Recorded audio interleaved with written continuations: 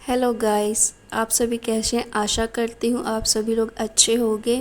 कहानी के लिए मेरे चैनल को सब्सक्राइब कीजिए और कहानी को लाइक ज़रूर कीजिएगा। अपनी राय या कोई भी सुझाव हो प्लीज़ कमेंट बॉक्स में ज़रूर दीजिएगा और कहानी कैसी लगी ये भी बताइएगा।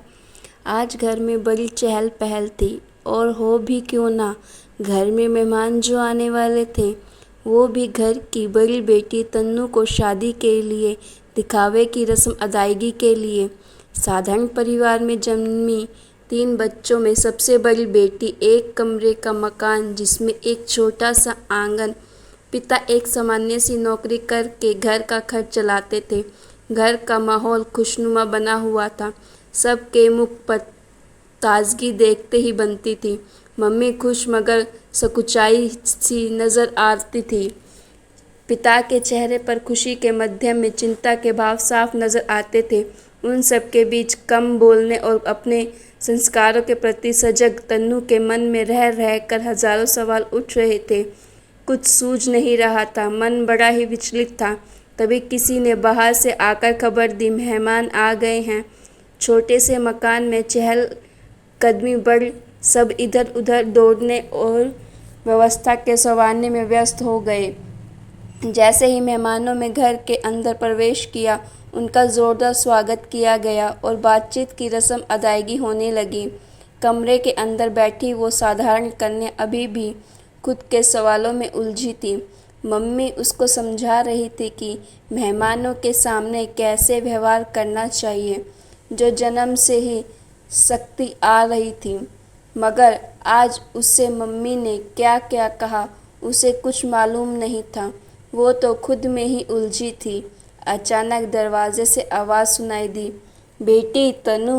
हाँ, पापा सकुचाते हुए अचानक जवाब दिया। तुम तैयार तो हो ना बेटी। जी पापा, धीरे से बोली। पापा पास आकर बोले, देखो बेटी, वो लोग आ गए हैं तुम्हें देखने और पसंद करने के लिए। मैंने अपनी तरफ से अच्छा धनी परिवार चुना है। लड़का सुशिक्षित और समझदार है। तेरा जीवन सदा खुशियों से भरा हो, इससे ज़्यादा और हमें क्या चाहिए। बाकी आखिरी फैसला अब तुम पर है, जिसमें मेरा पूर्णतः समर्थन होगा। कहते हुए पिता ने बेटी के सर पर दुलार से भरा हाथ फेरा। पिताजी, क्या मैं कुछ पूछ सकती हूँ? सहसा तन्नू बोल पड़ी। हाँ हाँ बेटा, पूछो, सरल भाव से पिता ने जवाब दिया। क्या धनवान लोग ही सुखी रह सकते हैं? हम जैसे साधारण लोग सुखी जीवन नहीं जी सकते? क्या धन दौलत का नाम ही खुशी है? पिता चुप थे। आज पहली बार बेटी ने उनसे खुलकर बात की थी। वो अपनी बात कहते हुए बोलती जा रही थी।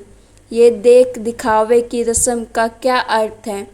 क्या क्षण भर किसी को देख लेने से हम किसी के व्यक्तित्व को जान सकते हैं? मेरे कहने का तात्पर्य यह नहीं है कि मुझे इन लोगों या पैसे वालों से शिकायत है। मैं तो बस यह कहना चाहती हूँ कि मेरी खुशी धन दौलत में नहीं, उन संस्कारों में है जो आज तक आप मुझे सिखाते आए हों। मैं आप ही से जाना है कि व्यक्ति से ज़्यादा अहम उसका व्यक्तित्व होता है। अगर 2 व्यक्तियों के विचारों में समानता हो तो इंसान हर हाल में खुश रह सकता है, वरना अच्छा भला जीवन भी नरक की भेंट चढ़ जाता है। पिता चुपचाप उसकी बातें सुन रहे थे।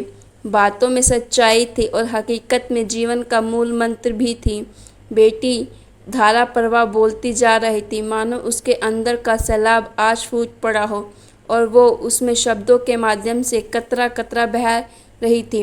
क्या दिखावे की रस्म का इतना बड़ा स्वंग रचाकर ही हम एक दूसरे के बारे में जान सकते हैं? क्या इस तरह ही किसी के व्यक्तित्व, आचरण, जीवन शैली का आभास कर सकती हूँ? मुझे स्वयं को लगता है शायद नहीं। आप यह न समझे ना कि मेरे कहने का अर्थ इन सब का विरोध करना है। मैं किसी भी सामाजिक क्रियाकलाप के विरोध में नहीं, ना ही मैं प्रेम विवाह या लिव इन रिलेशन में विश्वास रखती हूँ। मेरे कहने का आशय मात्र इतना है कि किसी भी व्यवस्था को बदलने की नहीं, उसमें यथास्थिति समय अनुसार परिवर्तन की आवश्यकता है। जीवन कैसे जिया जाता है ये आपने मुझे अच्छे से सिखाया है। मैं हर हाल में स्वयं को ढाल सकती हूँ। परिस्थितियाँ सम हो या विषम, दोनों से निपटना आपने अच्छे से सिखाया है। इतना कहते हुए तनु रुधे गले से अपने पिता से लिपट गई। दोनों की आंखों में आंसुओं का सैलाब उमड़ पड़ा था। मम्मी मुंह पर हाथ रखे अपने स्वर को दबाए खड़ी थी। वो खुद को संभालने में असहाय लग रही थी।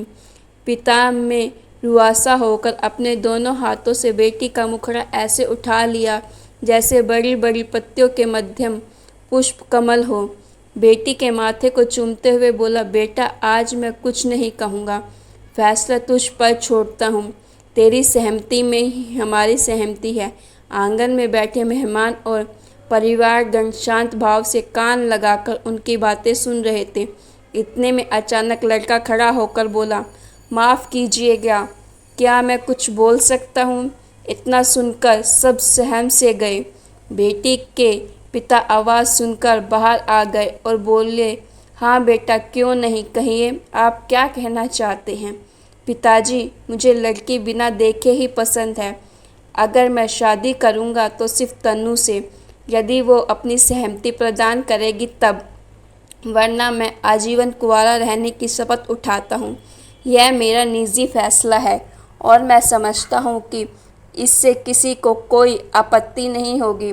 यानी मेरे परिवार को भी मुझसे इतनी आज़ादी देनी होगी।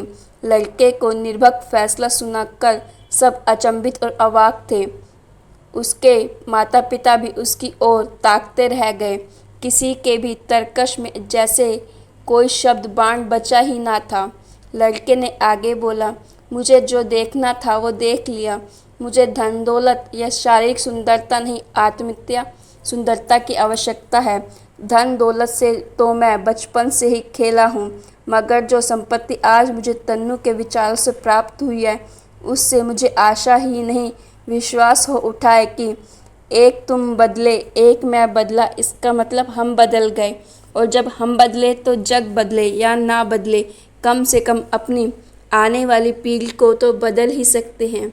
उसकी ये बात सुनकर माहौल में हल्कापन आ गया। अंदर ही अंदर कमरे में दीवार के सहारे खड़ी तनु ये सब सुनकर रोते रोते मुस्कुरा रही थी और बाहर का शांत माहौल फिर से खुशियों की रफ्तार पकड़ चुका था। तो गाइज़, आपको स्टोरी कैसी लगी है? अच्छी लगी तो प्लीज़ ज़रूर लाइक कीजिएगा और अपने कमेंट ज़रूर दीजिएगा। आपके कमेंट्स का इंतज़ार रहेगा।